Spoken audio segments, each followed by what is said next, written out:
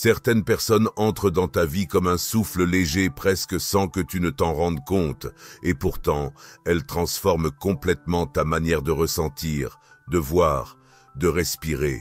D'autres arrivent comme des tempêtes, bouleversant chaque recoin de ton monde, et en s'éloignant, elles laissent des questions qui t'empêchent de dormir.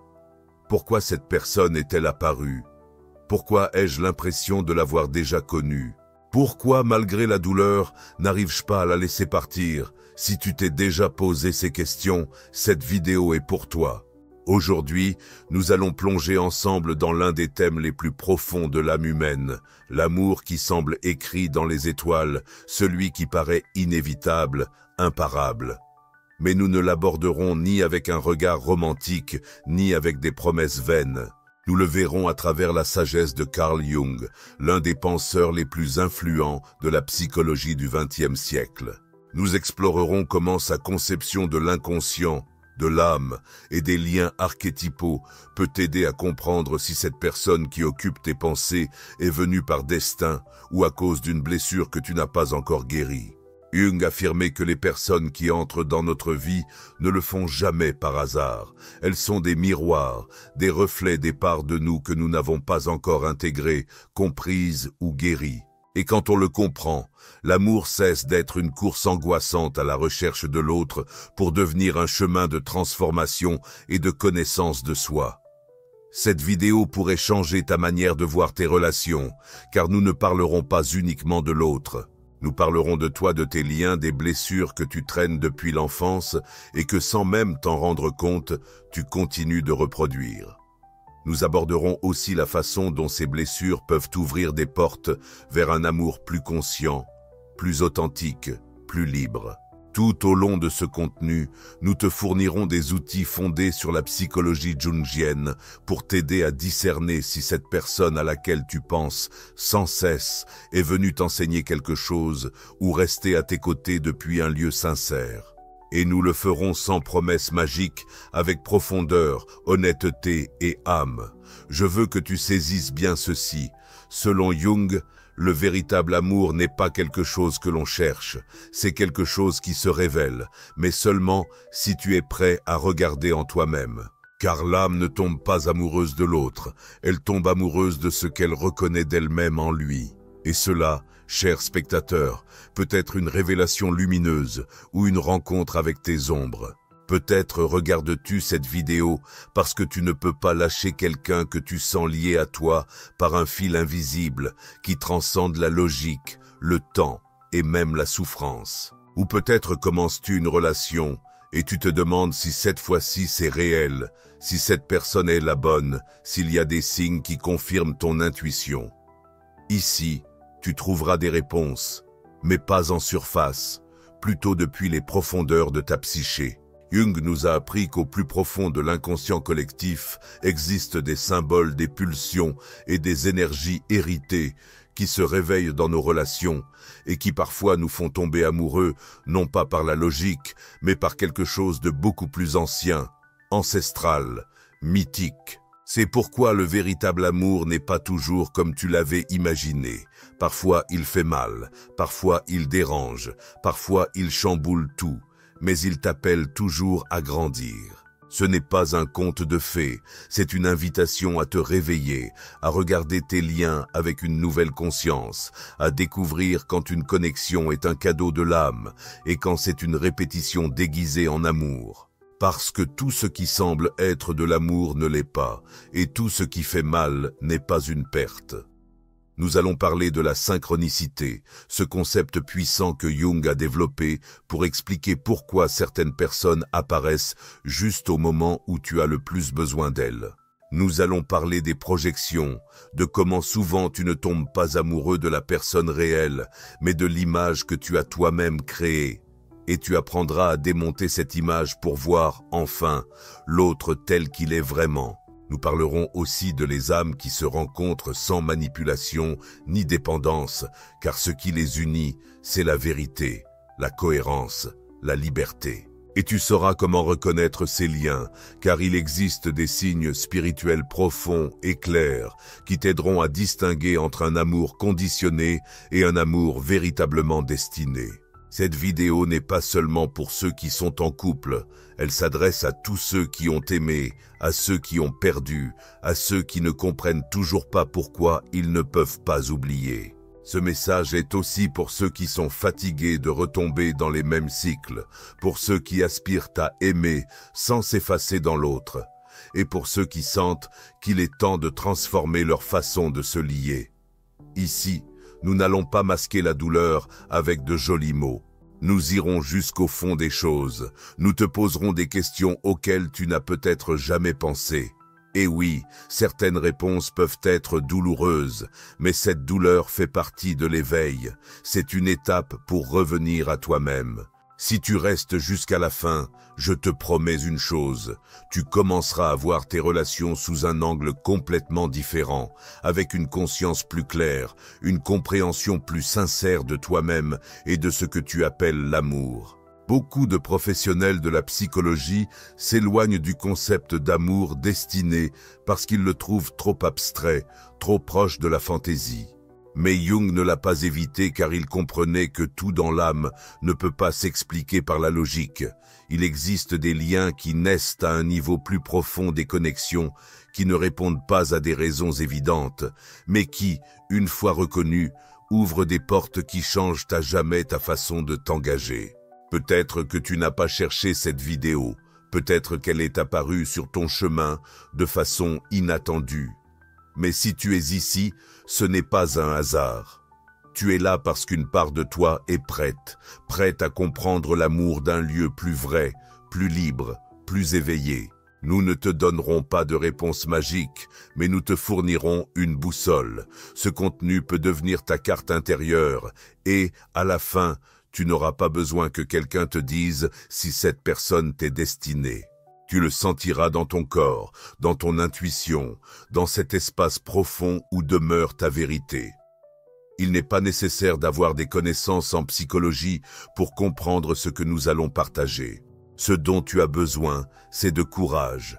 Le courage de te regarder toi-même, de lâcher prise ce qui fait mal, de voir clairement ce qui est et de laisser partir ce qui semble juste être. Nous allons parler de deux figures fondamentales dans la psychologie jungienne, l'anima et l'animus. Ce sont des archétypes internes qui résident en toi et influencent la manière dont tu tombes amoureux, ce que tu cherches, ce que tu espères, et aussi ce qui te brise. Quand tu comprendras comment ils agissent en toi, tu cesseras de choisir à partir de ta blessure pour commencer à choisir à partir de ta conscience. Si tu as déjà ressenti que cette personne devait faire partie de ton destin, mais que tu ne savais pas comment en être sûr, ici, tu trouveras des outils qui te connecteront à ta vérité la plus profonde. Et si tu t'es déjà demandé pourquoi tu ne peux pas l'oublier, cette vidéo t'aidera à discerner si c'est de l'amour ou simplement une projection non résolue. Tu n'es pas folle de ressentir autant de choses. Tu n'es pas brisé d'avoir aimé celui ou celle qui t'a blessé. Tu es en vie, éveillé, et sur le point de découvrir que l'amour ne se contente pas de lier, il révèle aussi. Et seul celui qui ose affronter sa douleur peut aimer avec clarté. Cette chaîne existe parce que nous croyons que la connaissance psychologique peut être une médecine. Elle peut t'aider à lâcher prise, à te reconstruire, à revenir à toi-même. Et si quelque chose de ce que tu as entendu jusqu'ici a résonné en toi, reste avec nous, car ce qui arrive n'est pas simplement de l'information, c'est de la transformation, de l'expérience, de la guérison. Peut-être entendras-tu des phrases que tu avais besoin d'entendre depuis des années, et le mieux, c'est qu'elles ne seront plus les mots des autres, elles deviendront les tiennes. Elles t'appartiendront pour toujours. Ce n'est pas juste une vidéo de plus, cela peut marquer un avant et un après. Carl Jung disait que les personnes se rencontrent vraiment quand elles se sont déjà trouvées elles-mêmes. Cette phrase, bien que brève, contient l'essence même de tout ce que nous sommes sur le point de partager avec toi. Car la grande question, cette personne est-elle faite pour moi, ne peut pas recevoir une réponse venue de la peur, de la solitude ou du besoin. Elle ne peut être répondue que depuis l'âme, depuis une conscience qui a eu le courage de se connaître, même dans ses recoins les plus sombres. Pour le véritable amour, ce n'est pas un objectif qu'on cherche désespérément à l'extérieur. C'est le résultat naturel d'un voyage intérieur, un processus appelé individuation, grâce auquel chaque personne devient vraiment elle-même. Et quand cela arrive, l'amour cesse d'être un manque à combler pour devenir un espace sacré où tu peux partager ta plénitude. Jung disait qu'il n'y a pas d'expansion de la conscience sans traverser un certain degré de souffrance. Et l'amour, quand il est sincère, n'arrive pas pour nous divertir avec des illusions, mais pour nous révéler des vérités que, parfois, nous préférons ignorer. Alors, comment savoir si cette personne a un rôle véritable sur ton chemin ? Le premier signe, selon la perspective de la psychologie profonde, est celui-ci. Est-ce que tu grandis grâce à ce lien ou restes-tu figé au même endroit ? Jung affirmait que toute rencontre authentique déclenche un mouvement intérieur, car l'âme, quand elle se sent vraiment touchée, ne reste pas immobile. Elle se trouble, s'inquiète, s'élargit. Si cette personne provoque en toi des émotions que tu avais enfouies, si elle réveille de vieux rêves, des peurs oubliées ou des parts de toi que tu avais mises de côté, il est probable que ce ne soit pas une rencontre ordinaire. C'est un miroir puissant. Et cela ne signifie pas nécessairement que c'est quelqu'un avec qui tu devrais rester toute ta vie, mais il arrive pour te pousser à un changement profond. Il existe une croyance très répandue et totalement erronée, selon laquelle l'amour prédestiné est facile, confortable, comme s'il coulait sans frottement. Mais Jung dirait exactement le contraire. Le véritable amour ébranle tes fondations, te confronte, te sort de tes zones de confort, parce qu'il n'est pas là pour te satisfaire, il vient pour te transformer. Il a écrit un jour, « Ce que tu réprimes te domine ». Ce que tu embrasses te transforme, et souvent, dans une relation significative, l'autre représente justement ce que tu voulais refuser de voir en toi. Faisons un petit exercice de conscience. Ferme les yeux, pense à cette personne. Quelles émotions apparaissent ? Te font-elles te sentir épanoui ou diminué ? Y a-t-il des parts de toi qui fleurissent, ou restes-tu uniquement par peur de perdre ? Maintenant, pose-toi une question cruciale. Vois-tu réellement cette personne ou vois-tu ce que tu as besoin qu'elle soit ? Aimes-tu l'autre tel qu'il est ou utilises-tu sa présence pour combler un vide que tu refuses d'affronter ? Jung avait une métaphore forte. La rencontre entre deux personnes est comme une réaction chimique. Si quelque chose de vrai se produit, vous vous transformez tous les deux. Si tu restes exactement le même, s'il n'y a aucun mouvement, si tout en toi reste intact, peut-être que ce n'est pas de l'amour, peut-être que c'est du confort, parce que le véritable amour ne te conserve pas, il te pousse, il te reconfigure. C'est un feu purificateur, c'est une alchimie émotionnelle. Et si tu te surprends à répéter les mêmes schémas, si tu attires toujours le même type de personne sous un visage différent, Jung te dirait que là, tu n'aimes pas, tu projettes. Les projections sont des créations inconscientes que nous déposons sur les autres, et souvent, ce que nous croyons être le destin est en réalité une blessure déguisée. Jung nous a mis en garde clairement, nous n'atteignons pas la lumière en imaginant que tout est parfait, mais en devenant conscients de notre propre obscurité. Alors, je te pose une question directe.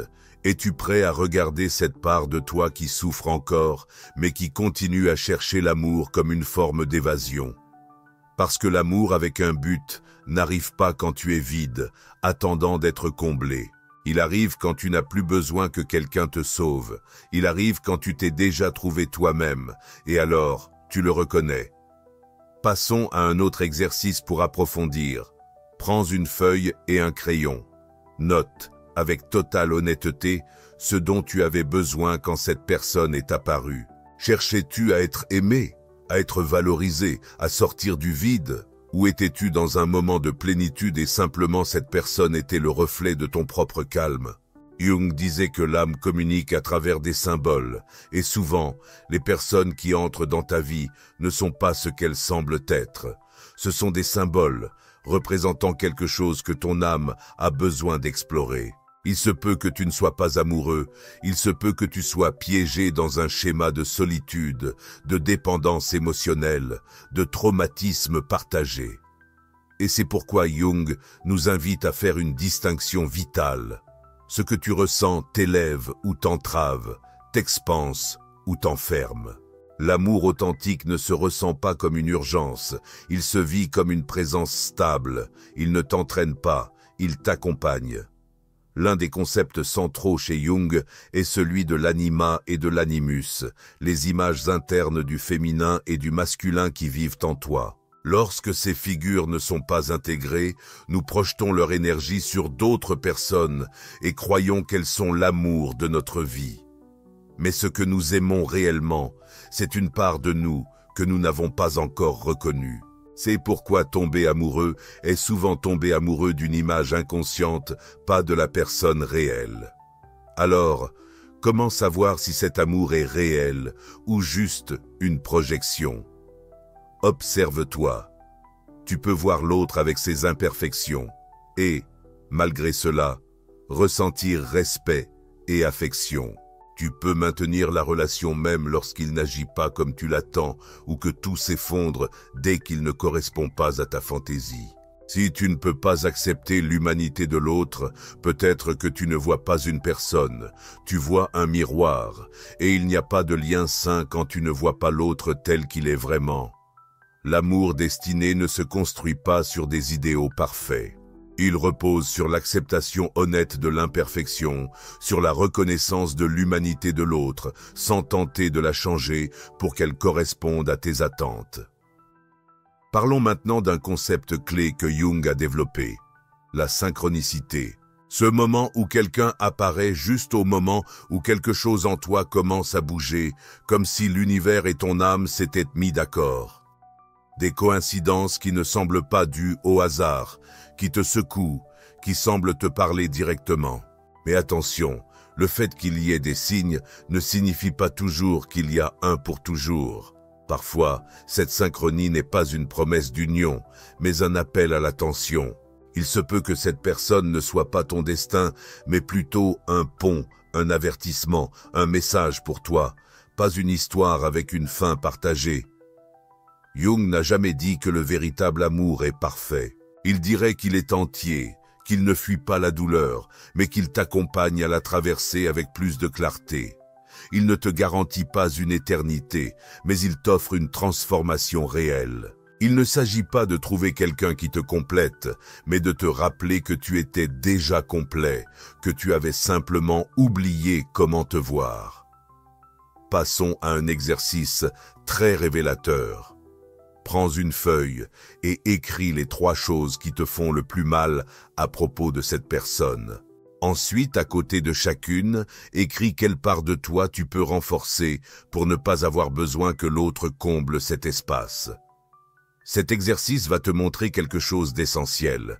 Ce qui fait le plus mal, souvent, ce n'est pas ce que l'autre fait, mais ce que tu as cessé de te donner à toi-même. Jung l'enseignait clairement. Tout ce que tu cherches à l'extérieur est un indice sur ce que tu dois travailler à l'intérieur, et ce dont tu as le plus besoin se trouve souvent justement là où tu ne veux pas regarder. Souvent, nous croyons que quelqu'un est notre autre moitié simplement parce qu'il déclenche une émotion très forte.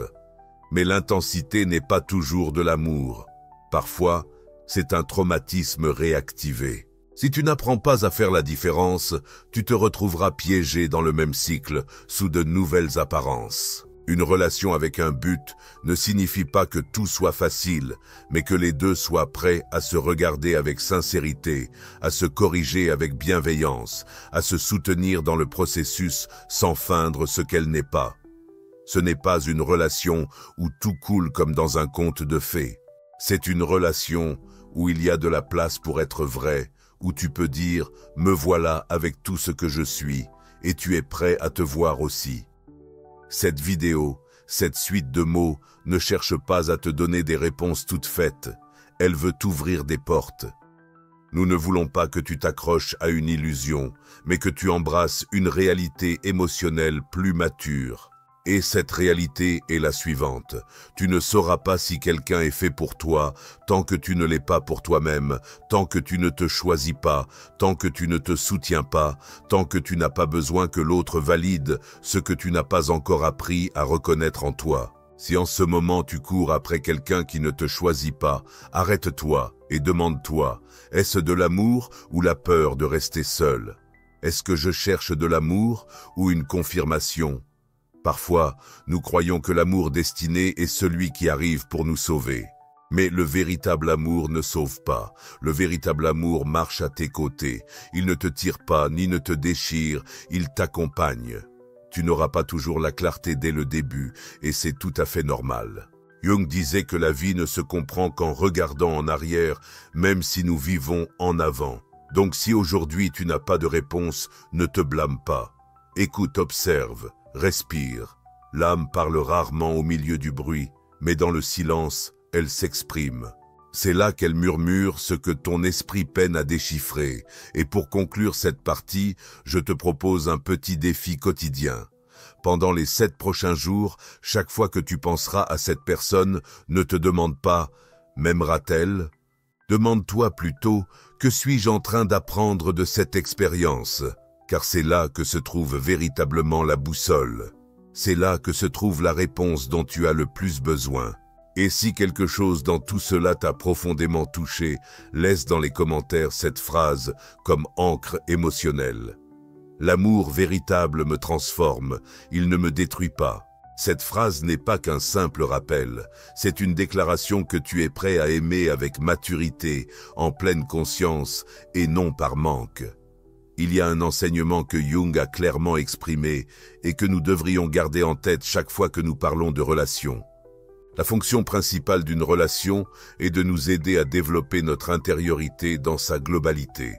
Cela change tout. L'objectif n'est plus de trouver quelqu'un qui s'intègre comme une pièce parfaite, mais de se connecter avec quelqu'un qui te permet de voir qui tu es vraiment, même dans ces parties de toi que tu caches habituellement. Quand il parlait de l'âme, ce n'était pas à partir d'un dogme spirituel, mais d'une compréhension profonde de la psyché humaine. Il croyait que l'âme a son propre chemin, sa propre sagesse, et qu'elle attire les bonnes personnes pour nous pousser à évoluer. C'est pourquoi l'amour destiné n'évite pas le conflit. Au contraire, il t'affronte à tout ce que tu n'as pas encore intégré en toi. Et si tu as le courage de rester, de te regarder, de grandir, alors ce qui fut une douleur se transforme en conscience et ce qui était un doute se métamorphose en direction. Si tu es dans une relation qui te confronte, qui t'oblige à regarder tes blessures, à reconnaître des schémas que tu as répétés sans t'en rendre compte et à approfondir ton monde émotionnel, alors tu n'es pas face à n'importe quel lien. Tu es devant une connexion dotée d'un profond sens psychologique.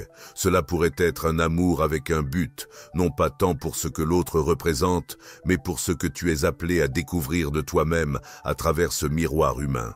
Pour Jung, rien d'émotionnellement intense n'est le fruit du hasard. Quand quelqu'un entre dans ta vie et te bouleverse, que ce soit par amour ou par une rupture, ce n'est pas un hasard. C'est ton inconscient qui te parle à voix haute.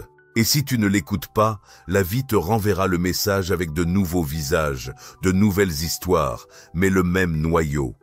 Il est pertinent d'évoquer Freud avec respect. Bien que Jung se soit démarqué de sa vision, ils partageaient tous deux une idée essentielle. Nos relations sont profondément influencées par nos premières expériences d'amour durant l'enfance. Si tu as grandi en recherchant l'approbation, la stabilité ou en essayant de mériter de l'affection, il est probable que tu continues à le faire inconsciemment dans ta vie amoureuse. Mais Jung est allé plus loin. Il n'a pas seulement parlé des blessures d'enfance, mais du soi, cette totalité intérieure que nous aspirons à atteindre. Et l'amour destiné n'est pas simplement une répétition de vieilles carences, c'est aussi une porte, un chemin vers ta version complète.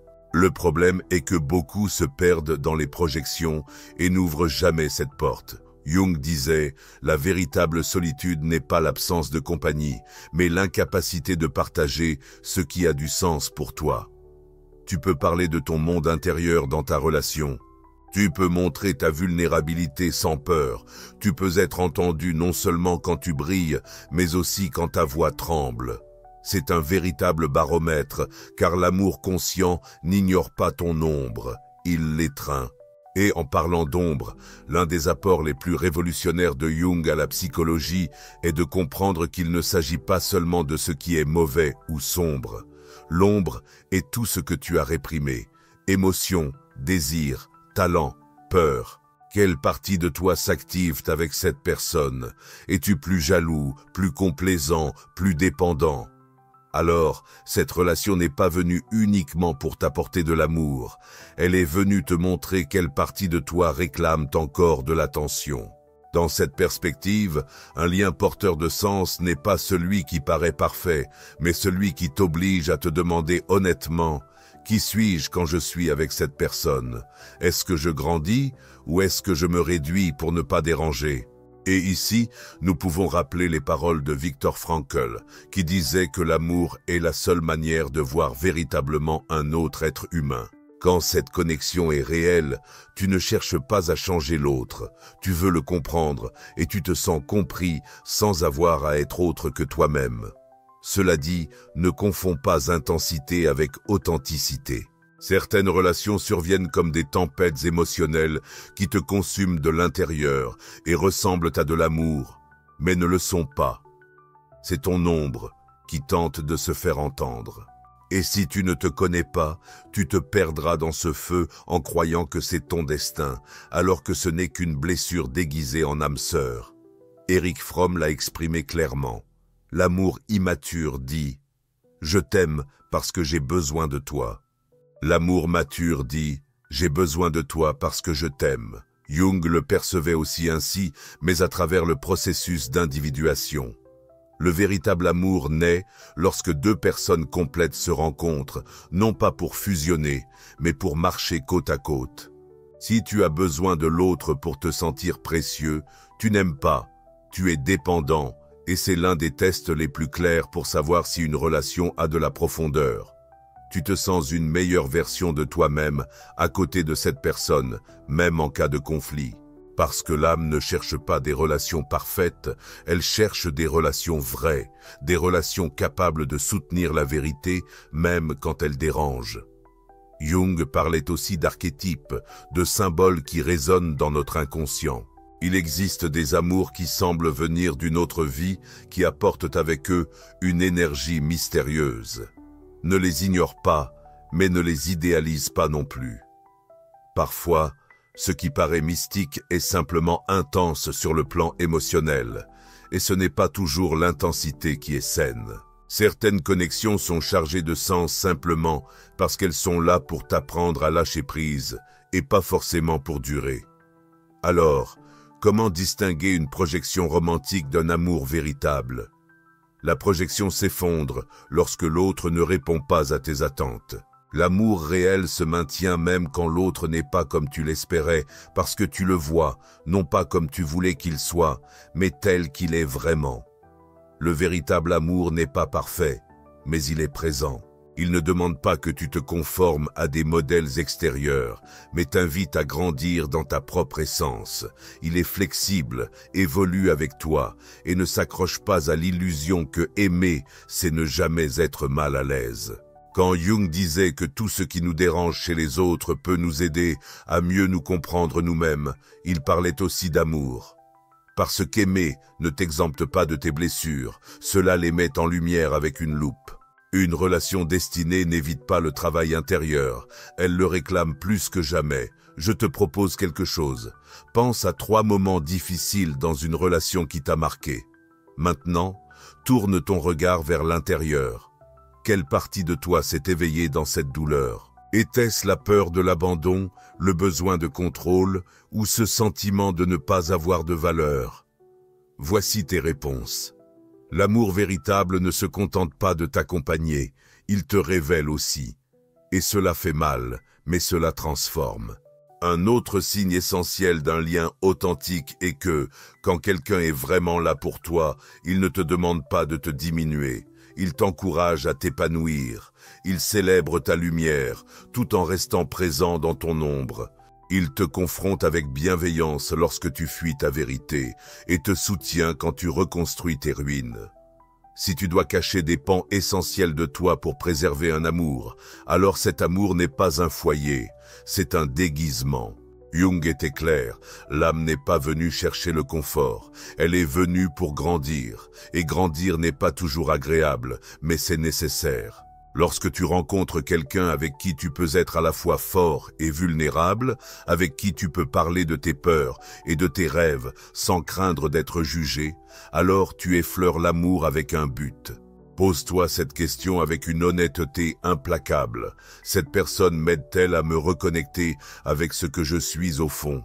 Puis-je partager ce qui me préoccupe vraiment, ou faisons-nous juste des échanges superficiels pour éviter ce qui dérange? Parce qu'une relation ne se mesure pas seulement à la manière dont tout fonctionne quand tout va bien, mais aussi à ce qu'elle peut soutenir quand tout vacille. Un lien conscient peut traverser des discussions, des doutes et des moments tendus, mais il n'oublie jamais de construire. Il ne disparaît jamais sans explication, il ne cesse jamais de dialoguer quand la communication est la plus nécessaire. Et si aujourd'hui tu es dans une relation qui t'épuise plus qu'elle ne t'enrichit, Jung ne t'en tiendrait pas rigueur, mais t'inviterait à prendre tes responsabilités. La conscience commence quand nous cessons de justifier la souffrance comme si c'était de l'amour. Le véritable amour n'a pas besoin de te convaincre, ni de faire semblant d'être ce qu'il n'est pas. Il a simplement besoin d'un cœur ouvert, d'un esprit libre et de la volonté de soutenir la vérité. Certaines relations arrivent comme des miroirs qui reflètent ton image. D'autres arrivent comme des maîtres qui t'enseignent ce que tu n'as pas encore guéri. Mais les plus significatives, celles que Jung appelait transformationnelles, sont celles qui te permettent de voir sans artifice, de ressentir sans masque et de vivre avec une authenticité sans concession. Jung n'a jamais vu l'amour comme un refuge douillet. Il le considérait comme une scène sacrée où l'âme pouvait se rencontrer à travers l'autre, et pas n'importe lequel, mais celui qui, sans chercher à te transformer, te rappelle qui tu es quand tu te perds. C'est le véritable pouvoir d'un amour bienveillant, il te ramène à toi-même. Attention, car tout ce qui ressemble à un destin ne l'est pas forcément. Il existe des liens qui réveillent la part la plus primitive de nous-mêmes, l'anxiété, l'attachement, le besoin, et nous les confondons avec la passion, avec un amour profond, alors qu'il ne s'agit souvent que d'une vieille blessure sous un nouveau nom. Jung avertissait, « Ce que tu ne rends pas conscient te contrôle dans l'ombre, et tu appelleras cela destin. » Pour éviter cet autopiège, fais cet exercice. Pense aux moments les plus bruts, les plus vrais que tu as partagés avec cette personne. Pas les plus romantiques, mais ceux où tu étais toi-même, sans artifice. Puis demande-toi, cette personne m'a-t-elle accepté telle que j'étais ou s'est-elle éloignée? Le véritable amour commence quand tu ne peux plus faire semblant, quand il n'est plus nécessaire de maintenir une façade, quand tu peux simplement être. Enfin, observe. Vois-tu cette personne telle qu'elle est ou telle que tu as besoin de la voir? Jung parlait des archétypes comme de symboles qui activent des émotions profondes. Parfois, nous croyons aimer alors que ce que nous ressentons n'est qu'une projection. Nous idéalisons l'autre parce qu'il incarne quelque chose que nous désirons, une mère protectrice, un père sécurisant, un sauveur qui intervient. Et plus nous projetons, moins nous voyons. Un lien mature se construit quand tu cesses de voir l'autre comme un symbole et que tu commences à le voir comme un être humain, avec ses lumières et ses ombres, tout comme toi. Dans de nombreux processus thérapeutiques, une croyance tacite revient souvent. Si je ressens cela intensément, c'est que c'est vrai. Mais tout ce qui brûle n'est pas forcément un feu sacré. L'intensité ne naît pas toujours de l'âme, elle provient souvent de l'inconscient. Jung le savait, c'est pourquoi il insistait. L'amour doit passer au filtre de la conscience, non pour affaiblir sa force, mais pour affiner sa vérité. La douleur émotionnelle, lorsqu'elle n'est pas comprise, se recycle. Elle revient avec de nouveaux visages, de nouveaux scénarios et les mêmes blessures. Tu cherches celui qui te fait souffrir non par masochisme, mais parce que tu ignores encore d'où vient ton besoin de répéter cette histoire. C'est là qu'intervient la psychologie profonde. Ce n'est qu'en comprenant la racine que tu peux cesser d'alimenter ce schéma. Le véritable amour ne t'exige pas de changer ton essence. Il t'encourage à la découvrir, à la polir, à l'intégrer. Si quelqu'un te fait sentir que tu dois cesser d'être toi pour mériter son affection, ce lien n'est pas une question de destin, mais de manque. Jung a écrit l'une de ses plus grandes vérités. Se rencontrer soi-même implique avant tout de faire face à sa propre ombre. Et lorsque l'amour te conduit dans ces recoins inconfortables de toi, ne le rejette pas simplement parce que ça fait mal. Parfois, l'âme a besoin de se briser un peu pour vraiment grandir. Avec la bonne personne, tu peux évoquer ta blessure sans la cacher. Tu n'as pas besoin de paraître invincible. Tu n'as pas à justifier tes chutes. L'amour authentique écoute, même s'il ne comprend pas tout à fait. Il ne rivalise pas, ne mesure pas qui souffre le plus, ni n'accumule les silences comme des punitions. Fais-lui confiance. L'âme, à son rythme, choisit ce dont elle a besoin, même si ce n'est pas toujours ce que tu espérais. Cet amour peut surgir quand tu as déjà fermé toutes les portes, ou même lorsque tu ignores encore comment le recevoir. Mais il n'arrive jamais par hasard. Jung croyait au temps symbolique de l'âme. C'est pourquoi il ne faut ni courir ni forcer, mais simplement observer ce qui bouge en toi quand cette personne apparaît. Tout ce qui ressemble à l'amour n'en est pas forcément. Il existe des attirances issues de blessures compatibles, un trauma qui répond à l'écho d'un autre trauma. Et cela, bien que cela puisse sembler magique au début, est souvent une danse de manque, pas une quête de but. L'amour destiné est différent. Il ne cherche pas à te remplir.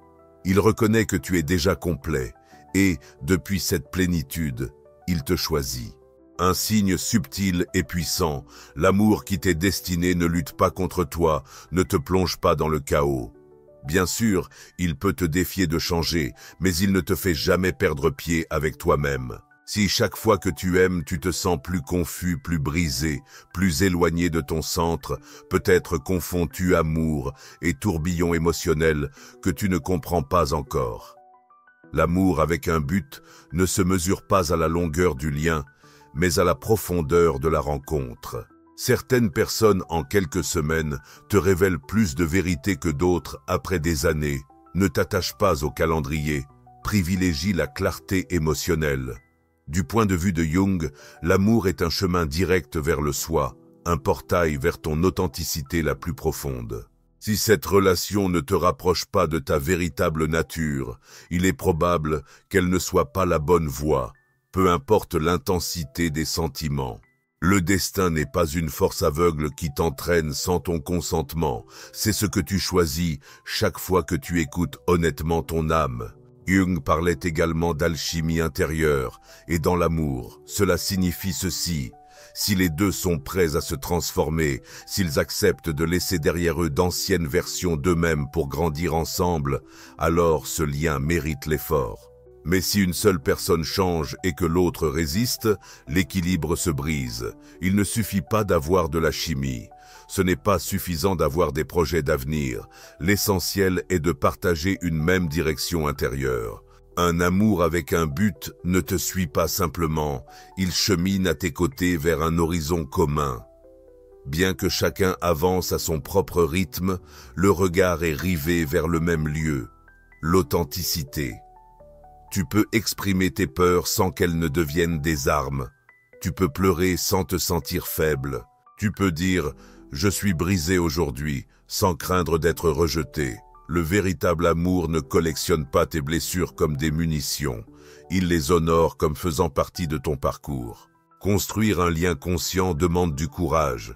Cela exige de se confronter à soi-même, de se remettre en question, de choisir avec détermination. Et lorsque ton âme est prête à aimer depuis la vérité, elle attire son reflet. Car l'amour destiné n'est pas celui qui t'éblouit depuis l'ego, c'est celui qui t'accompagne depuis l'âme. Ce n'est pas parce qu'ils ont un passé ou des réussites similaires, mais parce qu'ils sont engagés dans le même voyage, devenir des versions plus authentiques d'eux-mêmes.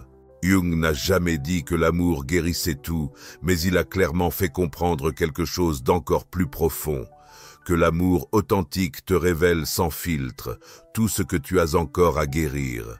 Et cette révélation, bien qu'inconfortable, est une bénédiction déguisée. Pas parce qu'elle est facile, mais parce qu'elle te réveille. Lorsque tu partages ta vie avec quelqu'un et que tu remarques que ton anxiété diminue, que tes pensées s'éclaircissent, que ton énergie circule naturellement, alors tu tiens une piste. Le véritable amour n'est pas seulement une intensité émotionnelle, c'est une profondeur sereine. Il ne t'accélère pas, il t'enracine, il te donne la sensation d'être chez toi, même loin de tout ce que tu connaissais. Et si ce lien te pousse à faire une thérapie, à lire, à te remettre en question, à grandir, ne le sous-estime pas. Même si cette personne ne reste pas pour toujours, elle est venue te montrer quelque chose que tu devais voir. Et quand quelqu'un t'ouvre une porte intérieure, il est très difficile de la refermer sans avoir l'impression de trahir ton âme. L'amour qui est fait pour toi n'a pas besoin que tu te justifies à chaque instant. Il se comprend dans le regard, dans les silences, dans la cohérence des actes. Il ne te fait pas douter constamment de ta valeur. Ce n'est pas de l'amour, c'est une blessure qui demande à être reconnue. Souhaiter que quelqu'un change ne le fait pas changer. L'esprit aspire, mais c'est l'âme qui reconnaît. Et quand elle reconnaît, il y a le calme, la certitude, une confiance qui n'a pas besoin de beaucoup de mots. N'oublie pas ceci. Personne ne peut vraiment être là pour toi si tu ne te places pas en priorité. Le premier acte d'amour profond est envers toi-même, c'est-à-dire se dire « je me choisis, je me valide, je prends soin de moi ». Et à partir de là, être avec l'autre n'est plus une fuite, mais un choix libre. Il y a des rencontres brèves qui laissent des marques éternelles, un geste, une conversation, un regard qui te fait sentir vu au plus profond de toi. Tout amour destiné n'est pas nécessairement un pour toujours, mais c'est un pour toujours symbolique, car il laisse une graine dans ton âme qui ne peut plus être éteinte. Tu n'es pas brisé d'avoir aimé sans être aimé en retour. Tu es plus éveillé, plus proche de toi-même. L'amour ne nous renforce pas toujours par la douceur. Parfois c'est par le deuil, la perte, ce qui semblait être une fin et qui n'était en réalité qu'un début plus honnête avec toi. Du point de vue jungien, aimer est un acte de connaissance de soi. L'amour n'est pas seulement une expérience romantique, c'est une confrontation spirituelle. Le véritable amour ne te fait pas seulement te sentir bien, il t'invite à explorer tes contradictions, tes questions sans réponse et tes manques les plus anciens. Pose-toi cette question. Quelle part de moi s'est éveillée avec cette personne? Était-ce mon âme ou ma blessure? Jung définissait le soi comme le noyau le plus intégral de l'être. Et l'amour qui en vaut la peine ne t'éloigne pas de ce centre. Il te pousse vers lui. Il ne te fait pas oublier qui tu es. Il te le rappelle avec force. Si cette relation t'amène à intégrer des parts de toi que tu avais mises de côté, tes peurs, tes désirs cachés, tes contradictions, alors peut-être que ce n'est pas un problème à résoudre, mais une leçon que ton âme avait besoin de vivre. Ne confonds pas intensité et authenticité. L'inconscient peut projeter avec une force impressionnante, et souvent ce que tu appelles amour n'est que ton âme qui te crie à travers l'autre ce que tu ne voulais pas voir en toi. C'est pourquoi l'amour destiné n'est pas toujours doux. Parfois, il arrive comme un choc. Mais si ce choc te ramène à toi, alors ce n'était pas une erreur. Prends une respiration. Pense à cette personne qui habite encore ton esprit. Avec elle, tu sentais la liberté. Même au milieu des défis, tu pouvais être toi-même sans masque. Tu ressentais que ton existence n'avait pas à être expliquée au quotidien. Si la réponse est oui, il se peut que tu aies été confronté à quelque chose de réel, pas parfait, pas éternel, mais profondément authentique. Voici un exercice intime et révélateur. Écris 3 mots qui définissent ce que tu ressens lorsque tu es ou étais avec cette personne. Ensuite, demande-toi, est-ce que ces mots décrivent aussi ce que je ressens quand je suis seul? Car si ce que l'autre fait émerger en toi résonne avec ton être et non avec ton vide, il y a quelque chose de sacré là-dedans. Jung disait que l'amour qui t'est destiné ne se construit pas sur l'obsession, mais sur la reconnaissance. Tu ne le poursuis pas, tu le perçois, tu le vois, et sa présence te renvoie une image plus claire de toi-même. Quand cela arrive, le bruit se dissipe. Il ne reste que la clarté. Il ne reste que la vérité. Un dernier signe jungien que tu es face à un amour consenti. Tu peux montrer tes parties inachevées, tes fragments en cours, et pourtant te sentir accepté. Car l'amour qui t'est destiné n'exige pas que tu sois parfait, seulement que tu sois honnête avec toi-même. Tu n'as pas besoin de faire semblant, tu n'as pas à jouer un rôle pour être aimé.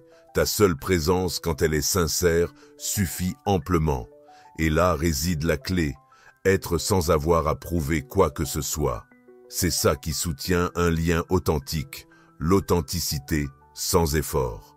Jung disait que le véritable privilège de la vie est de devenir vraiment qui tu es. Et si quelqu'un, au lieu de chercher à te modeler, t'accompagne pendant que tu te découvres, alors tu es face à quelque chose de plus profond qu'une relation ordinaire. Ce n'est pas un amour égoïste, c'est un amour qui vient de l'âme. Quand une connexion t'encourage à évoluer sans te demander d'arrêter d'être toi-même, il y a une sagesse dans cette union. C'est un lien riche de sens, fondé non pas sur un manque, mais sur une conscience partagée. Une relation consciente, pas un besoin déguisé. Je veux t'inviter à laisser une trace. Si cette partie a résonné en toi, écris dans les commentaires « Je ne poursuis pas l'amour, je deviens l'amour ».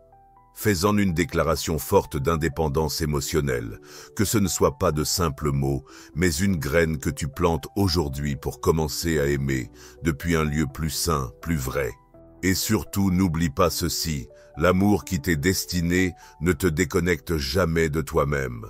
Même dans les moments de confusion, de chaos, de doute, cet amour te rappelle avec douceur qui tu es. Car comme l'a dit Jung, celui qui regarde à l'extérieur rêve, mais celui qui regarde à l'intérieur s'éveille. On nous a appris à chercher l'amour comme s'il s'agissait d'un but extérieur, comme si trouver cette personne était la finalité. Mais le véritable amour, celui qui transforme celui qui reste gravé dans l'âme, n'est pas une destination, c'est un miroir, et chaque rencontre est une occasion de te voir plus clairement. D'un point de vue jungien, chaque relation qui nous attire a un but plus profond que ce que nous imaginons. Nous ne choisissons pas notre partenaire au hasard.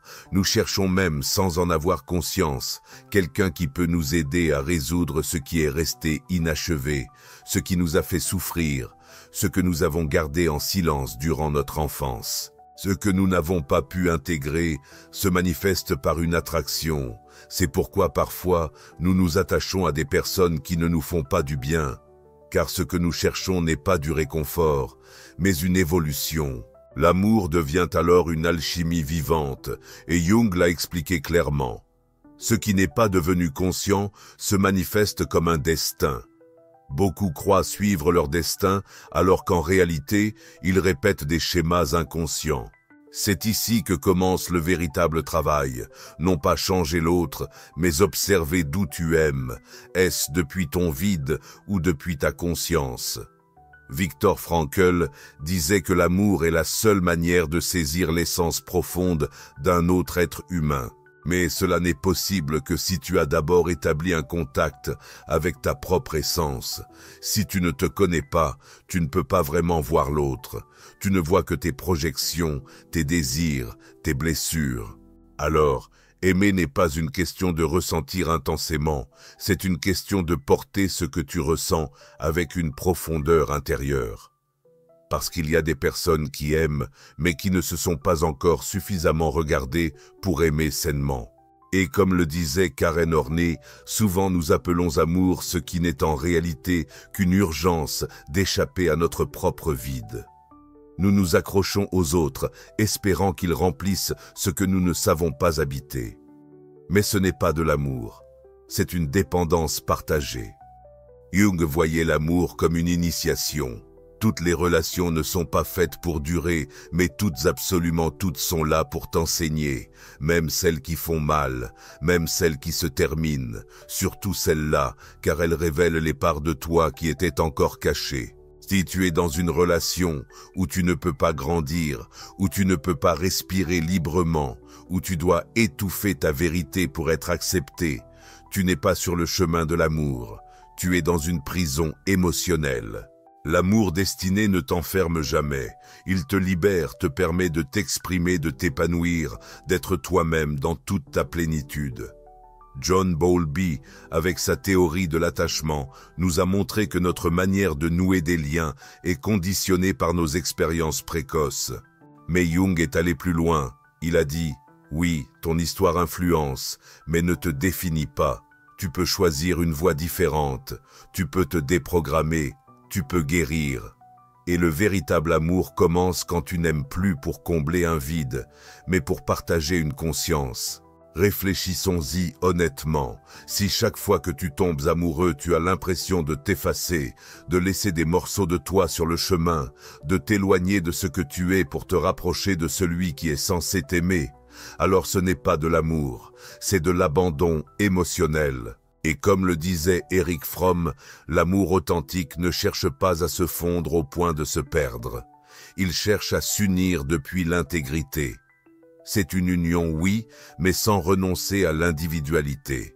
Si, au nom de l'amour, tu t'oublies, tu n'aimes pas, tu es en train de disparaître. Lorsque Jung parlait de l'anima et de l'animus, il ne faisait pas seulement référence au féminin et au masculin, mais à des aspects internes. Intuition, action, retenue, expression sont des parties de toi-même qui, si elles ne sont pas intégrées, tu chercheras à l'extérieur comme si quelqu'un d'autre détenait ce qui te manque. Et c'est là que nous confondons besoin et destin, attraction et amour.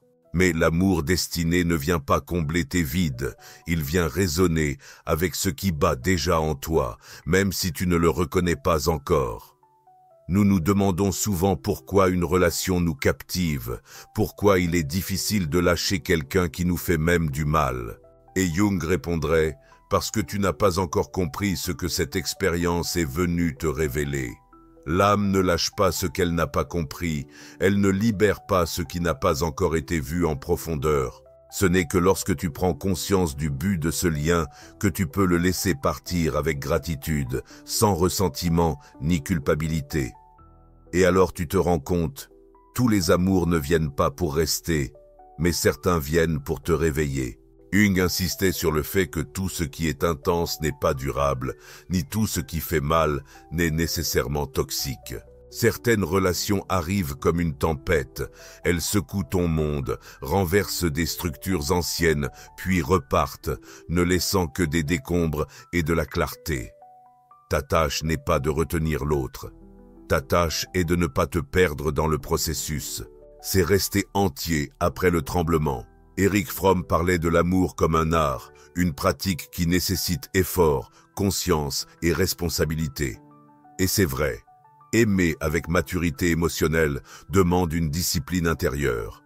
Il ne suffit pas de céder, il faut savoir tenir bon, car l'âme peut reconnaître ce qui est vrai, mais seule une âme véritablement évoluée peut soutenir cette vérité sans fuir. Jung considérait l'individuation comme le processus le plus sacré de l'être humain, devenir soi-même. Et aucune relation qui entrave ce chemin ne peut être appelée amour véritable. Si, pour que le lien fonctionne, l'un des deux doit se rétracter, ce n'est pas de l'amour, c'est de la manipulation émotionnelle déguisée en affection. Le véritable amour ne fuit pas tes ombres, il t'invite à les affronter. Il ne t'idéalise pas, il te voit dans ta globalité avec tes failles, avec tes combats, et malgré tout ça, il reste.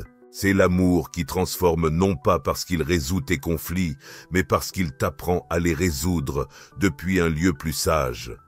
Imagine un instant que tout ce que tu as vécu a eu un sens, que chaque personne venue dans ta vie a apporté un enseignement, un signe, un fragment de vérité.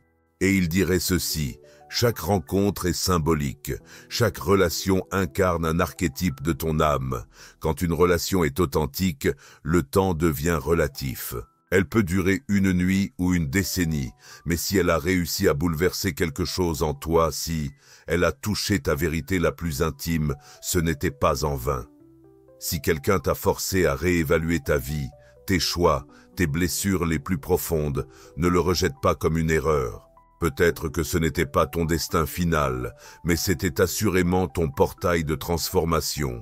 L'amour qui guérit vraiment n'est pas celui qui sourit en permanence.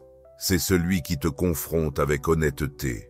C'est celui qui ne fuit pas lorsque tu es brisé, mais qui reste présent et te dit « Je ne suis pas là pour te sauver, je suis là pour t'accompagner ». C'est ce que l'âme désire, pas un sauveur, mais un miroir vivant, quelqu'un qui te reflète sans jugement, quelqu'un qui te voit sans condition. Jung n'a jamais parlé de chemin facile, il a parlé de chemin authentique. Et dans l'amour, ça signifie traverser des périodes de confusion, de doute, de remise en question profonde, mais aussi trouver de la clarté quand tu commences à regarder avec les yeux de l'âme, quand tu sais distinguer ce qui te soutient de ce qui ne fait que te distraire. Quand tu te rends compte que tous les liens qui bouleversent ton monde ne sont pas forcément destinés à durer, parfois c'est juste ton inconscient qui demande à être entendu. Et pourtant, lorsque quelqu'un réveille en toi une part que tu avais oubliée, lorsque sa présence révèle une version plus profonde de toi-même, tu comprends que le véritable amour n'est pas un complément, c'est un déclencheur de conscience. Il ne vient pas te compléter, il vient te révéler. Jung l'a clairement dit, ne cherche pas à trouver à l'extérieur ce que tu n'as pas encore cultivé à l'intérieur. Car si ton cœur n'a pas de foyer en toi-même, tout refuge extérieur finira par être instable. Lorsqu'une relation te confronte à ce qui fait le plus mal, à ce que tu as nié, évité ou caché, ne fuis pas aussitôt. Arrête-toi, respire, observe-toi avec honnêteté. Peut-être que cette personne n'est pas venue pour rester, mais pour te révéler quelque chose que tu n'aurais pas pu voir par toi-même. Elle n'est pas venue te compléter, elle est venue te réveiller. Et cela, même si ça fait mal, est aussi un acte d'amour profond. Ce n'est pas une âme sœur que l'âme cherche, c'est une vérité qui la fasse grandir. Aimer en pleine conscience, c'est regarder l'autre sans filtre, voir ses blessures, sa lumière, son ombre, et malgré tout, choisir d'être là non pas pour le sauver, mais pour l'accompagner avec intégrité. Jung, comme d'autres tels que John Bowlby ou Karen Horney, savait que le véritable amour ne se mesure pas à l'intensité. Il s'agit de présence. Car bien souvent, nous confondons passion et profondeur, et ce que nous ressentons réellement est un vertige déguisé en amour. Mais l'intensité émotionnelle n'est parfois qu'un écho du chaos intérieur, et lorsque ton âme a trop connu le désordre, ce que tu cherches vraiment, c'est la stabilité, la paix, l'harmonie. C'est pourquoi, si quelqu'un t'apporte de la tranquillité plutôt que la tempête, ne pense pas que c'est ennuyeux. Cela pourrait être ta première expérience d'harmonie. Beaucoup de relations échouent parce qu'un ou les deux partenaires cherchent encore une figure de protection, pas un compagnon. Ils cherchent un père, une mère, quelqu'un qui comble les vides d'une enfance non résolue, et cela n'est pas une relation, c'est un transfert émotionnel. Personne ne peut aimer librement tant qu'il est prisonnier de ses traumatismes. L'amour conscient ne te fait pas perdre pied, il te fait te retrouver, il te ramène à toi-même avec plus de force, plus de clarté. Si quelqu'un te demande d'éteindre ta voix, d'oublier ton essence ou de t'éloigner de ton but, ce n'est pas du véritable amour. C'est une répétition, un attachement, une blessure non cicatrisée. Et le travail le plus courageux n'est pas de retenir celui qui s'en va, c'est de retrouver celui qui s'est perdu, toi. Une des erreurs les plus courantes est de chercher dans l'amour une distraction au vide.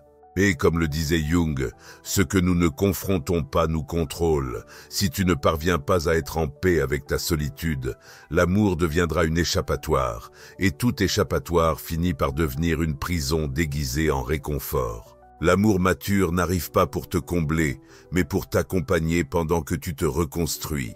Il n'exige pas que tu sois parfait, mais authentique. Il ne réclame pas de sacrifice vide, mais un engagement envers ta vérité. Et cela, même si ça semble simple, est l'un des plus grands défis émotionnels de cette vie. Quand tu sens que la relation t'épuise plus qu'elle ne te nourrit, arrête-toi, écoute-toi. L'âme murmure toujours, mais seuls ceux qui sont éveillés parviennent à l'entendre. Te sens-tu calme ou tendu avec cette personne? Ton corps est-il détendu ou crispé? Comment dors-tu à ses côtés?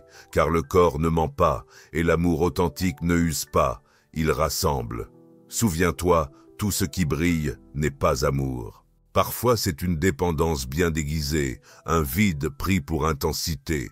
Donald Winnicott parlait du faux self, ce masque que nous créons pour survivre. Et beaucoup de relations ne sont que deux masques qui jouent ensemble, sans qu'il y ait une véritable rencontre d'âme.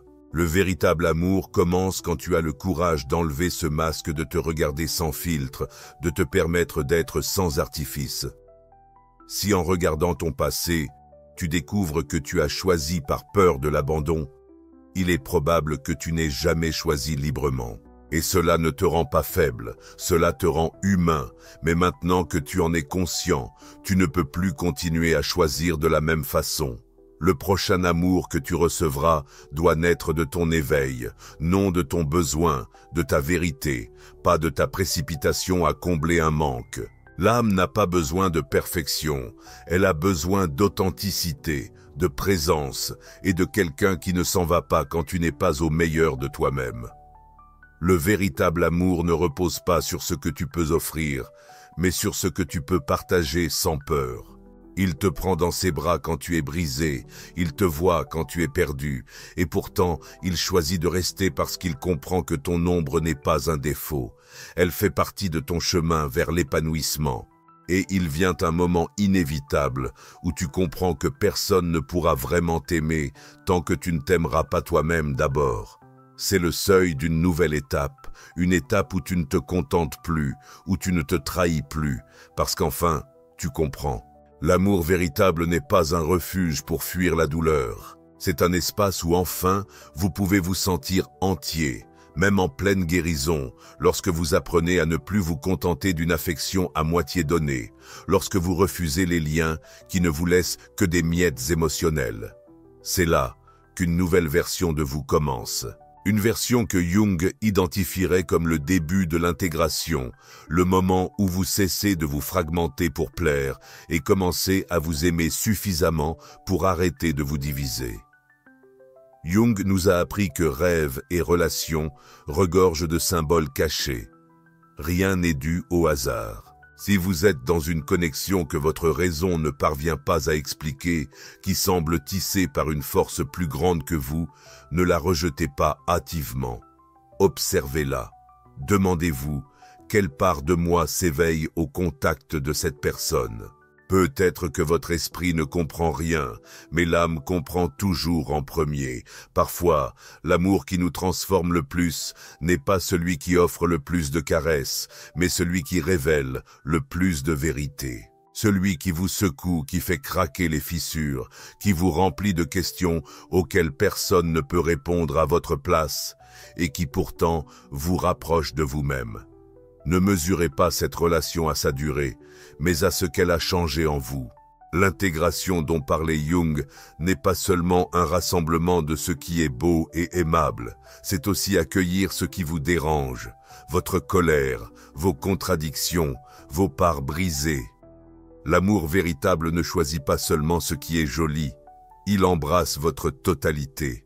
Il ne s'enfuit pas quand vous doutez, il ne disparaît pas quand vous vous sentez faible. Et bien que beaucoup arrivent pour vous enseigner, tous ne sont pas destinés à rester. Certaines présences ont une date d'expiration et le véritable acte d'amour consiste à les laisser partir quand leur présence ne vous élève plus, mais vous répète.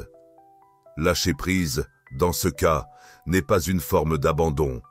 C'est de la maturité, c'est du respect. Ne vous accrochez pas à l'amour comme à un flux continu de stimulation, cherchez-le comme un terrain fertile pour grandir. La passion s'efface, mais le respect mutuel, la complicité émotionnelle, cette connexion qui n'a nul besoin d'artifice pour exister, elle persiste. Et il y a une chose que vous devez toujours garder à l'esprit.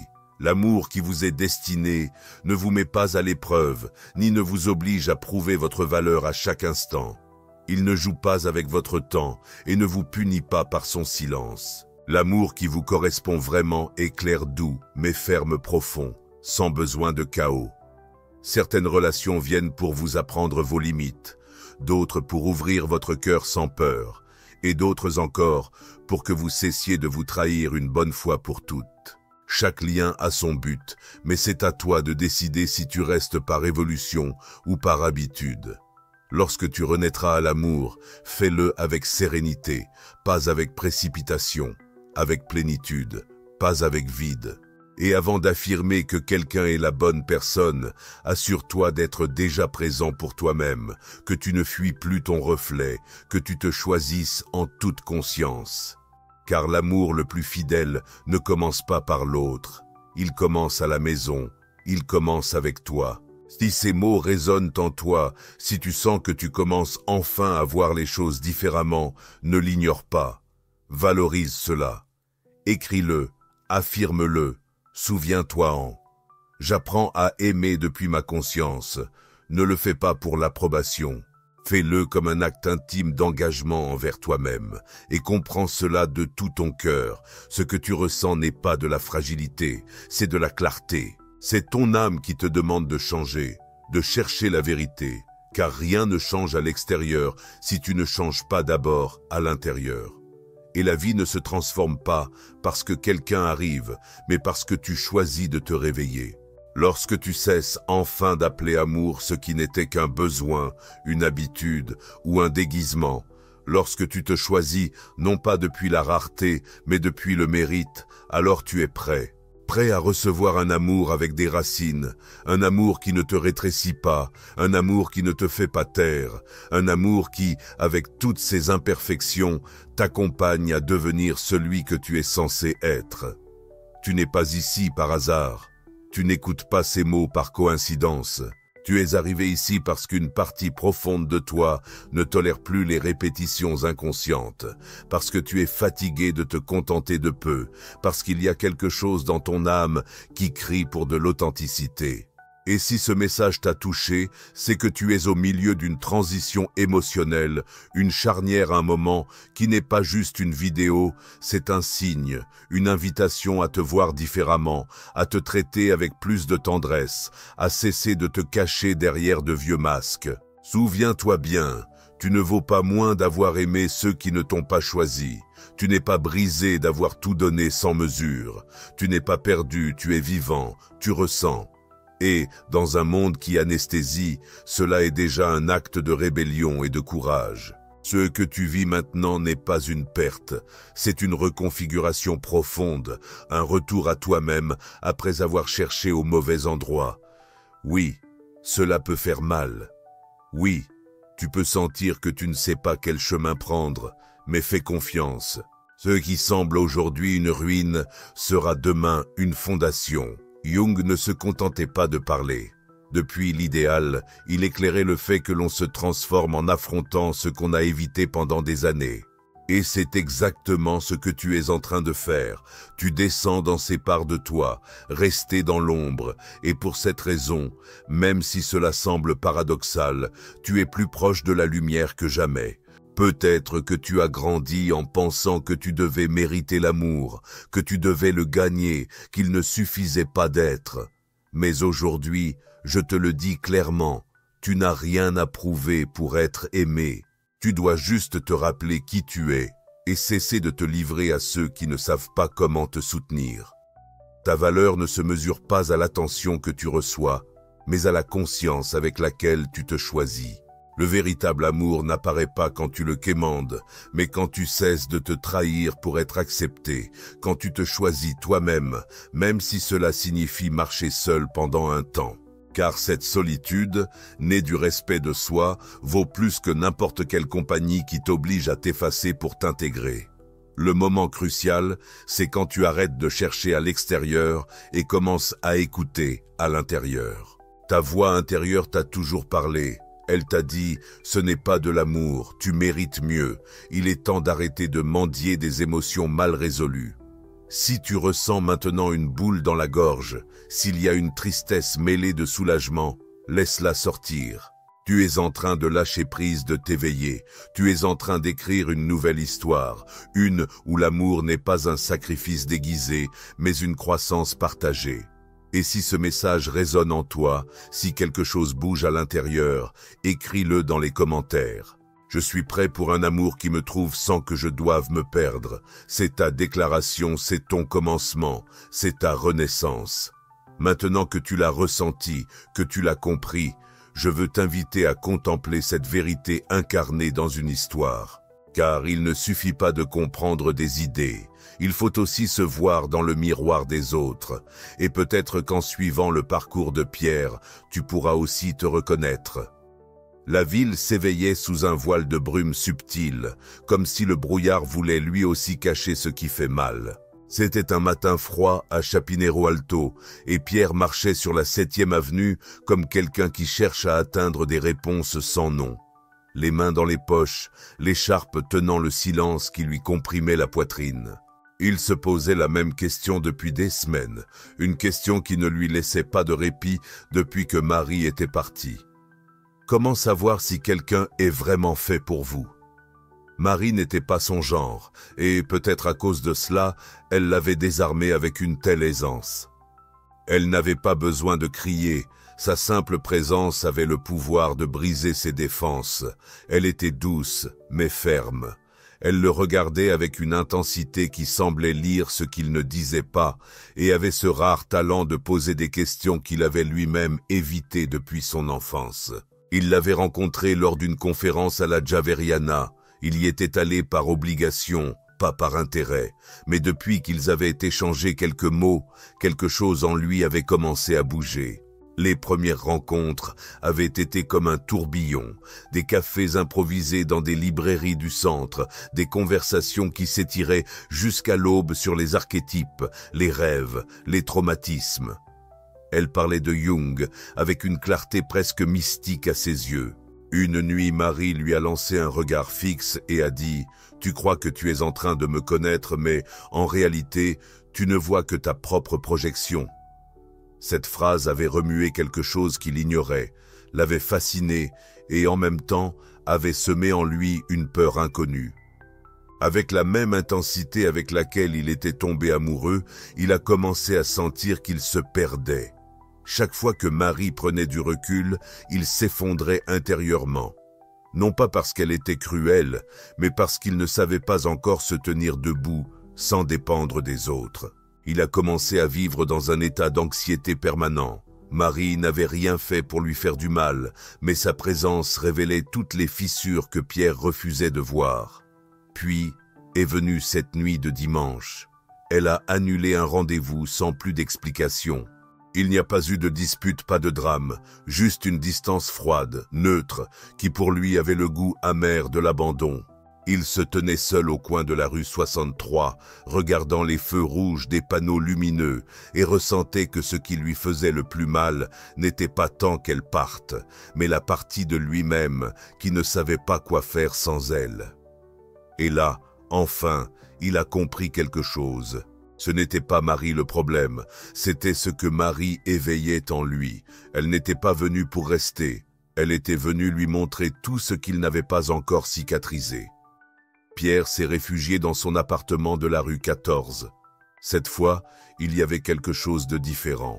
Il ne fuyait pas le monde, il commençait à l'explorer, son propre monde intérieur. Elle a repris en main ce livre qu'elle lui avait prêté.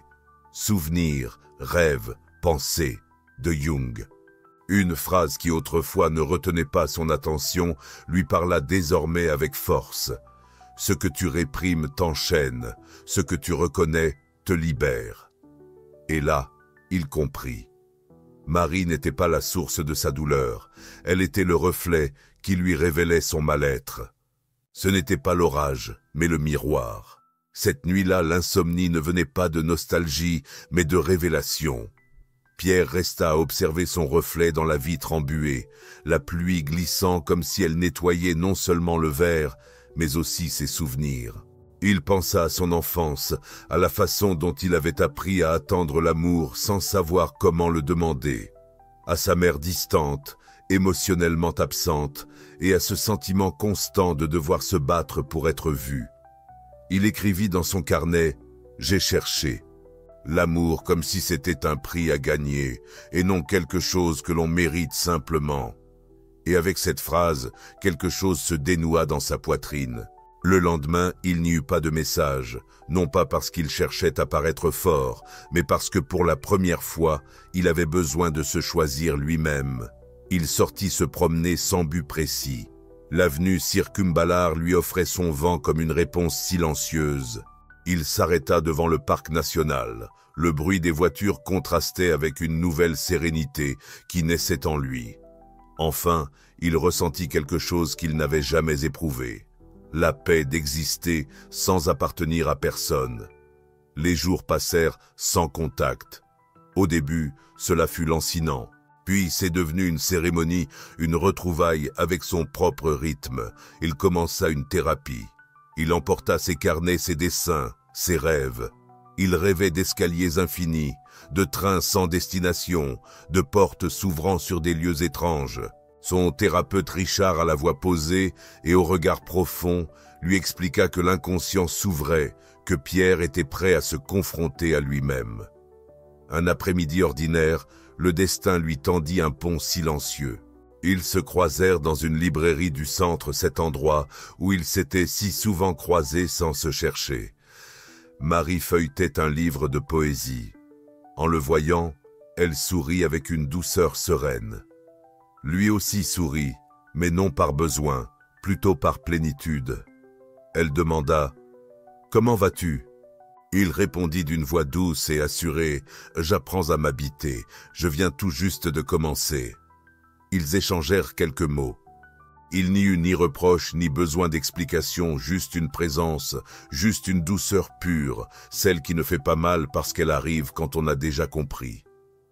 Pierre ne ressentait pas de vide.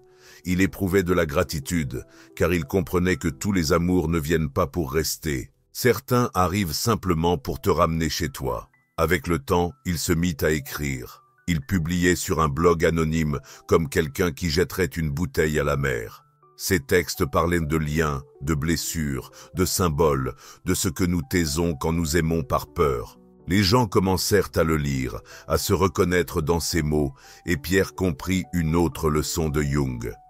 Quand tu embrasses ce que tu avais nié en toi, tu deviens un remède pour les autres. Un matin, en feuilletant l'un de ses vieux journaux, il trouva une phrase de Marie écrite en bleu. « Ce que tu vois en moi est ce que tu ne veux pas encore voir en toi. » Il sourit. Cette fois, non pas avec nostalgie, mais avec compréhension. Il n'avait plus besoin de la voir pour la comprendre. Il n'avait plus besoin d'une fin pour clore le cycle. Il avait accompli son parcours, non pas avec elle, mais avec lui-même. Il comprit que Marie n'avait pas été qu'un amour.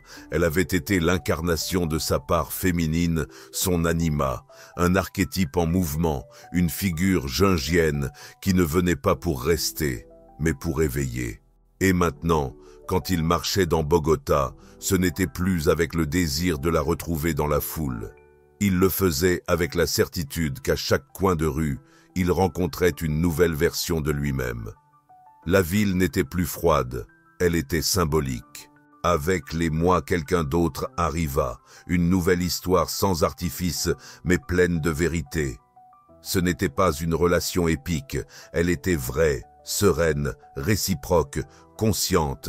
Car maintenant Pierre savait, l'amour n'est pas la fusion de deux moitiés brisées, c'est l'espace où deux êtres entiers peuvent choisir de grandir. Et il ne l'a pas appris en rencontrant cette nouvelle personne. Il l'a appris quand il a osé perdre celle qu'il croyait être son destin. Parce que le vrai destin le plus profond, celui qui ne faillit jamais, a toujours été lui. En revenant à lui-même, il reçoit son premier signal, non pas pour chercher à l'extérieur, mais pour commencer son voyage à l'intérieur. et c'est essentiel que nous le comprenions ensemble. Tous les liens ne viennent pas pour rester. Certains arrivent pour te secouer, t'ouvrir les yeux, te réveiller. Beaucoup de gens se demandent « Comment savoir si cette personne est faite pour moi ?» La psychologie profonde ne répond pas avec des certitudes romantiques, elle répond par une observation intérieure. Regarde ce que cette relation fait émerger. Si elle réveille en toi la blessure de l'abandon, le besoin d'être validé, la peur de ne pas être à la hauteur, alors il se peut que tu ne sois pas confronté à ton destin, mais plutôt à un cycle que ton âme est prête à briser. Pierre a commencé à guérir, non pas lorsque Marie est revenue, mais quand il a osé cesser de la chercher. Car parfois, ce qui nous réveille, ce n'est pas l'amour partagé, mais l'absence. Et cette absence ouvre la voie à la rencontre la plus importante, celle avec soi-même. C'est dans ce vide que son inconscient a enfin pu se faire entendre. Lorsque nous cessons d'obtenir ce que nous voulons, c'est alors que nous commençons à voir ce dont nous avons vraiment besoin. Pierre ne s'est pas retiré par orgueil, mais par une urgence intérieure. Il avait besoin de se retrouver avant de pouvoir se redonner. Ce pas est profondément guérisseur, car beaucoup cherchent des réponses chez l'autre, alors qu'en réalité, l'autre n'est qu'un déclencheur, pas une guérison. Ici apparaît l'un des piliers de la pensée de Jung, le soi pas l'ego, ni l'image que nous projetons, mais cette part essentielle, entière, qui naît lorsque nous acceptons la blessure et cessons de la craindre.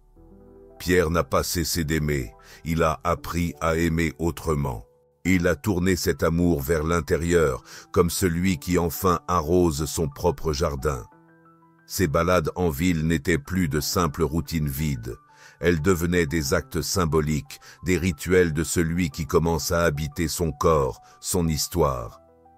Pour Jung, l'environnement extérieur reflète toujours le paysage intérieur, et quand l'âme commence à trouver du sens dans le quotidien, c'est le signe que l'inconscient est en voie d'intégration. Richard, son thérapeute, n'était pas qu'un simple professionnel. Il incarnait l'archétype du guide du maître qui surgit quand l'élève même, sans le savoir encore, est prêt à se regarder d'un œil neuf.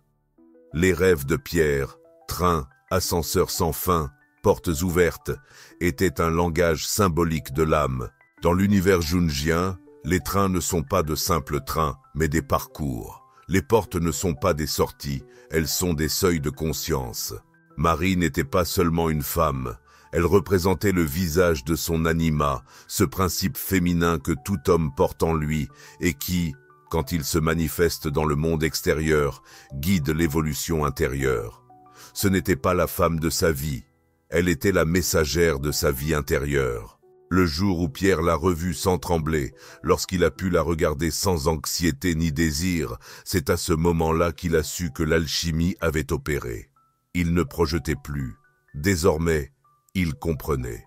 D'un point de vue thérapeutique, c'est cela guérir. Ce n'est pas oublier, c'est honorer sans avoir besoin de revenir. Pierre n'a pas nié ce qu'il ressentait. Il l'a embrassé, mais il a cessé de dépendre de cela pour se sentir complet. C'est cela le véritable dénouement, pas celui qu'on signe avec des mots, mais celui qu'on atteint en pleine conscience. Erich Fromm disait que l'amour n'est pas seulement une émotion, c'est un choix, un engagement, un discernement. Et Pierre à la fin a choisi l'amour qui construit, pas celui qui détruit. Il a commencé à bâtir avec celui qui en avait le plus besoin, lui-même. Cela nous laisse un enseignement puissant. Tout ce qui brûle n'est pas de l'amour. Parfois, c'est de l'attachement. Parfois, c'est de la peur.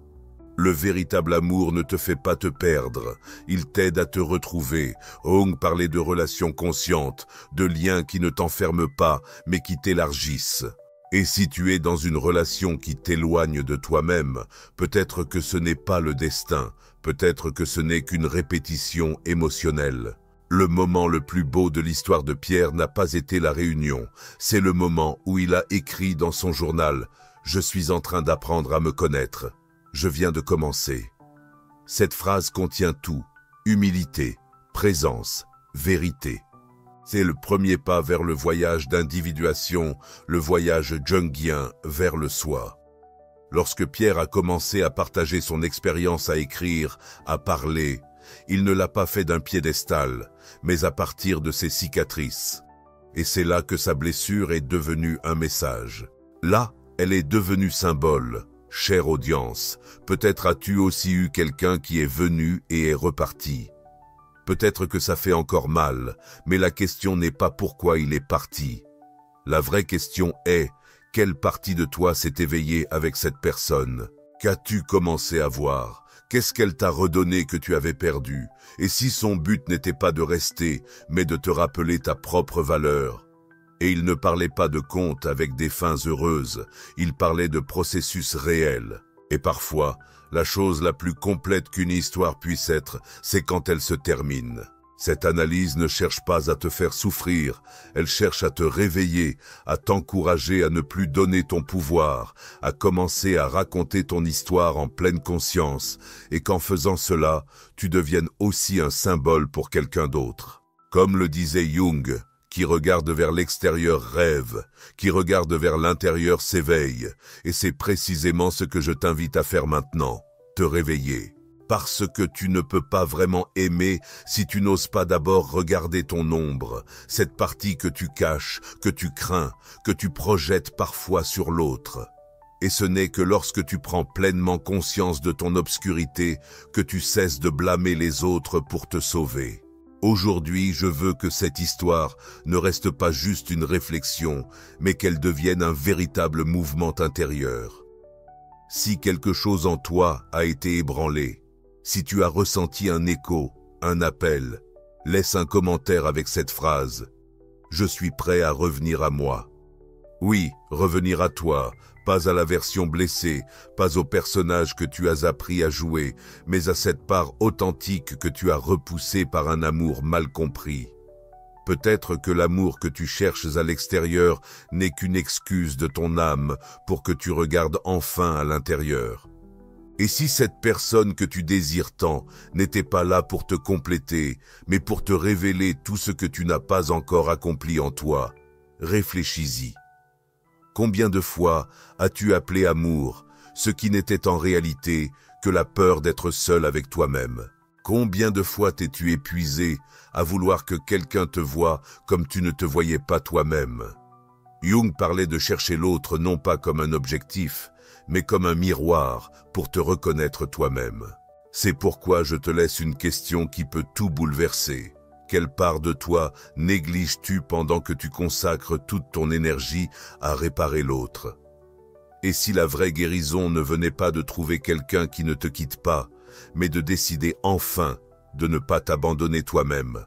Imagine cela, que se passerait-il si tu t'arrêtais maintenant, fermais les yeux et disais fermement « Assez, je ne fuis plus moi-même ».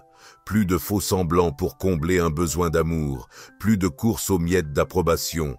Je suis prêt à choisir ma vérité. Tu peux concevoir un lien où tu n'as pas besoin de te perdre pour appartenir. Un amour où tu es libre sans peur, authentique sans jugement, vulnérable sans culpabilité.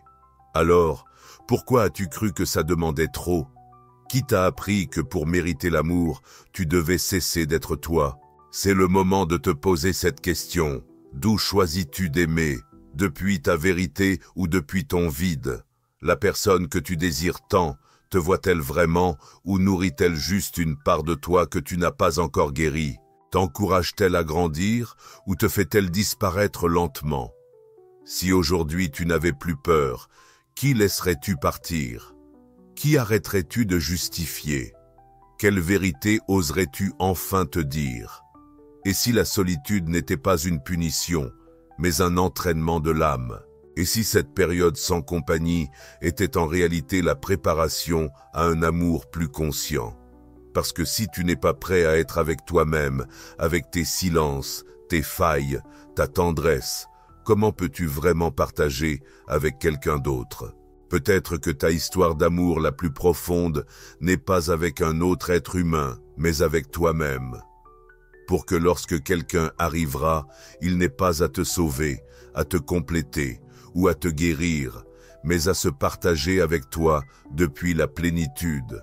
Tu imagines comment ta façon d'aimer changerait si tu comprenais que l'amour n'est pas un sauvetage, mais une célébration. Peut-être que le destin n'a pas la forme d'une personne. Peut-être que le destin, c'est toi qui te réveilles. Et depuis ce réveil, tout amour qui viendra sera un complément, pas un besoin. Ce sera une expansion, pas un fardeau. C'est pourquoi, si ce message a touché quelque chose en toi, si tu t'es senti vu, soutenu, compris, je t'invite à laisser dans les commentaires cette phrase. Le véritable amour commence quand je cesse de fuir moi-même. Écris-la avec conscience, avec intention, avec l'âme ouverte, car c'est ton pacte avec toi-même, ton retour à la maison. Merci de nous permettre de faire partie de ce voyage. Merci d'être resté jusqu'ici.